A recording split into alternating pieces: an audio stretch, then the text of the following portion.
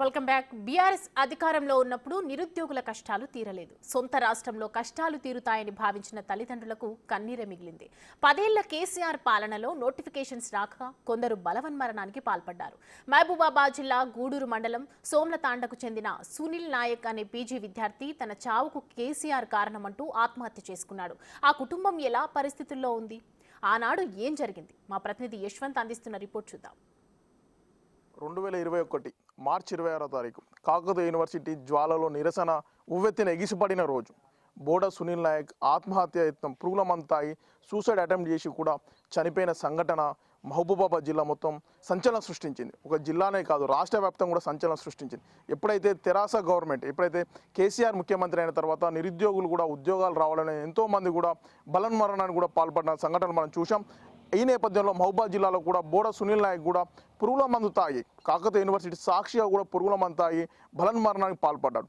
ప్రస్తుతం వాళ్ళ కుటుంబ పరిస్థితి ఏ విధంగా ఉంది? ఇప్పుడున్న ప్రభుత్వం నిరుద్యోగులకు అండగా నిలవడం పట్ల వాళ్ళ ఎలాంటి స్పందన ఉందో వాళ్ళని అడిగి తెలుసుకుందాం. ప్రస్తుతం బోడ సునీల్ నాయక్ వాళ్ళ ఇంటి వద్ద మనం ఉన్న వాళ్ళ తల్లిదండ్రులు మనతో ఉన్నారు. అసలు వాళ్ళని అడిగి తెలుసుకుందాం. అసలు ఏం జరిగింది? బోడ సునీల్ నాయక్ గల బలన్మరణానికి గల కారణం ఏందో వాళ్ళని అడిగి తెలుసుకుందాం. చెప్పండి, మీ సునీల్ నాయక్ ఎలా చనిపోయిండో అసలు ఏంది? సునీల్ నాయక్ ఎట్లా అంటే అన్ని ఉద్యోగంలా గవర్నమెంట్ తెలంగాణ ఉద్యమం చేసి ఆయన నౌకరీ రాలేదని చనిపోయిండు. చనిపోతే ఆయన కేటీఆర్ వాళ్ళు ఎందుకు చనిపోయిండు ఏందని కొద్దిగా మాతో ఫోన్లో కూడా మాట్లాడి బిడ్డ నీకు ఒక నౌకరీ ఇస్తాం, ఒక జాబ్ ఇస్తాం, ఇల్లు ఇస్తాం అని అన్నీ చేసి ఇస్తే మాకు జాబ్ రాలేదు, ఏం చేయలేదు. ఇప్పుడు దాకా మాకు ఏం నౌకరీ లేదు, ఏం లేదు. ఇల్లు ఇస్తామంటే ఇల్లు లేదు, ఏం లేదు. అంతనే మళ్ళీ ఇప్పుడు ఇలా రేపు కులగొట్టు ఇల్లు అని కులగొట్టించారు. ఇగో ఈ పరిస్థితిలో ఉన్నాం మేము. ఏమి ఇల్లు ఇవ్వలేదు, ఏమి ఇవ్వలేదు. మరి మీ కొడుకు ఎంతవరకు చదువుకున్నాడు? ఏమేమి జాబ్లోకి ప్రిపేర్ అయ్యాడు? అని అంటే బ్యాంక్ ఇది చేసిండు, బ్యాంక్ ప్రిపేర్ అయ్యిండు. బ్యాంక్ ప్రిపేర్ అయ్యి మళ్ళీ దానికి నౌకరీ వస్తుందని అనుకున్నాడు. అయితే జాబులు అయితే కేసీఆర్ జాబులు తీయలేదు. మన ఈ రేవంత్ రెడ్డి అయితే నమస్తే ధర వీళ్ళు తీస్తాండు, అందరికీ నౌకరీ ఇస్తాండు. ఇప్పుడు కూడా మా కొడుకు వాళ్ళగా అందరూ సావద్దు, అందరికీ నౌకరీ మంచి సంతోషంగా ఉన్నారు. మాకు కూడా ఆదుకోవాలని, మా కొడుకుకు ఒక నౌకరీ ఇవ్వాలని, మాకు ఒక జాబ్ అని ఇగో ఇట్లా ఇచ్చిండ్రు. వాళ్ళు పేపర్ ఇచ్చారు కానీ మాకు ఏమి ఇవ్వలేదు.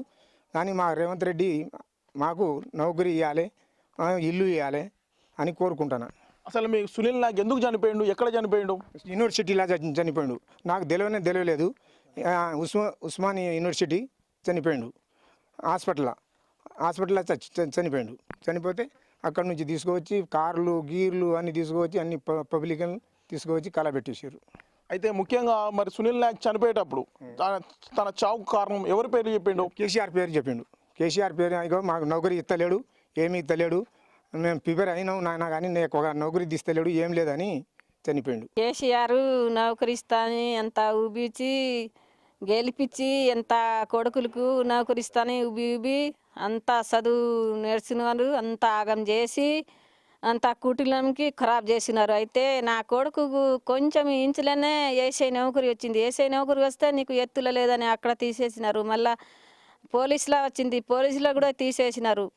మళ్ళీ అయ్యరలో కూడా వచ్చింది, అది కూడా తీసేసినారు. కేసీఆర్ దొంగ. తెలంగాణ వస్తే అందరికీ కుటుంబానికి అందరికి పిల్లలకు జాబులు ఇస్తా అంత చదువునికి అని చెప్పి గెలిచిండు. నా కొడుకు కేసీఆర్ అయినా చెప్పి నా కొడుకు చంపేసిన అయినా మరి మంచి చదువు నడిచిండు. నా కొడుకు అయితే మంచి నడిచిండు. నీకు జాబ్ తెస్తే నేను సాదుకుంటా అన్నాడు.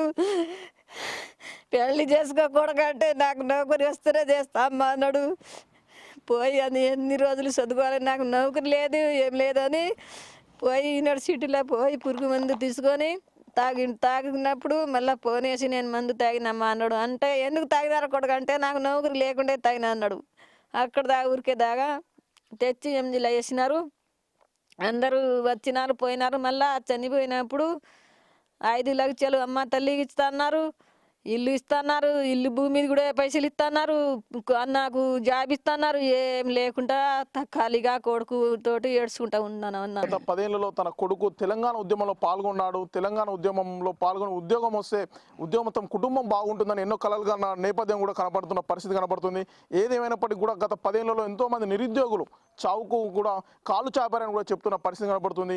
గత 10 ఏళ్లలో తమకు న్యాయం జరగలేదు. ఇప్పటికైనా రేవంత్ సర్కార్ ఈ ఏడాది కాలంలో ఎన్నో ఉద్యోగాలు కూడా భర్తీ చేస్తూ ఉన్నారు. చాలా కూడా నిరుద్యోగులు హర్షం వ్యక్తం చేస్తున్నారని కూడా ఇక్కడ వాళ్ళ సునీల్ నాయక్ తల్లిదండ్రులు కూడా చెప్తున్న పరిస్థితి కనబడుతుంది. ఈ నేపథ్యంలో తమ కుటుంబాన్ని కూడా ఏదైతే నిరుద్యోగులకు ఉద్యోగాలు ఇచ్చి ఆదుకుంటున్న రేవంత్ సర్కార్ తమ కుటుంబాన్ని కూడా ఆదుకోవాలని ప్రధానమైన డిమాండ్ కనబడుతుంది. ఇదే ఇక్కడి పరిస్థితి. వీడియో జర్నలిస్ట్ వీరేందర్తో యశ్వంత్, బిగ్ టీవీ, గూడూరు నుండి.